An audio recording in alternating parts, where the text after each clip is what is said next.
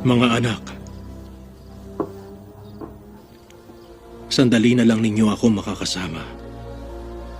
Hahanapin ninyo ako pero gaya ng sinabi ko sa mga pinuno ng mga Hudyo, hindi kayo makakapunta sa pupuntahan ko.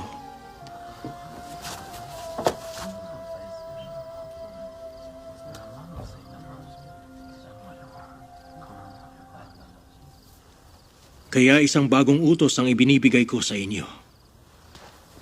Magmahalan kayo. Kung paano ko kayo minamahal, ganoon din dapat ang pagmamahal nyo sa isa't isa.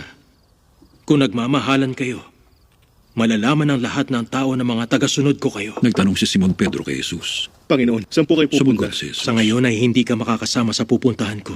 Pero susunod ka rin doon. Nagtanong pa si Pedro. Panginoon, bakit hindi ako maaaring sumama sa inyo ngayon? Handa naman ako mamatay para sa inyo. Sumagot si Jesus. Talaga bang handa kang mamatay para sa akin? Sinasabi ko sa iyo ang totoo. Bago tumilaok ang manok, 3 beses mong ikakaila na kilala mo ako. Sinabi ni Jesus sa kanila. Huwag kayong mabagabag. Magtiwala kayo sa Diyos. At magtiwala rin kayo sa akin. Sa tahanan ng aking ama ay maraming silid. Pupunta ako roon para ipaghanda kayo ng lugar. Hindi ko ito sasabihin kung hindi ito totoo. Kapag naroon na ako at naipaghanda na kayo ng lugar, babalik ako at isasama kayo, upang kung nasaan ako ay naroon din kayo. At alam niyo na ang daan papunta sa pupuntahan ko. Sinabi ni Tomas sa kanya. Panginoon, hindi po namin alam kung saan kayo pupunta.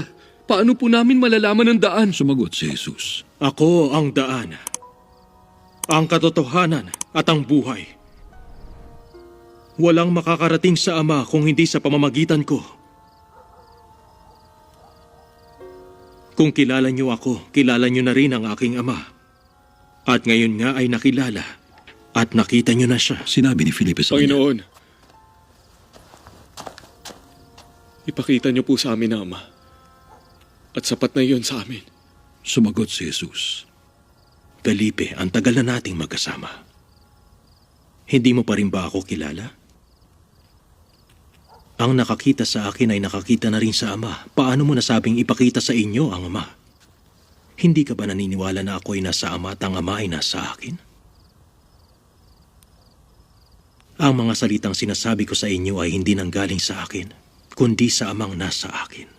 Siya ang gumagawa ng mga bagay na ginagawa ko. Maniwala kayo na ako'y nasa Ama at ang Ama ay nasa akin.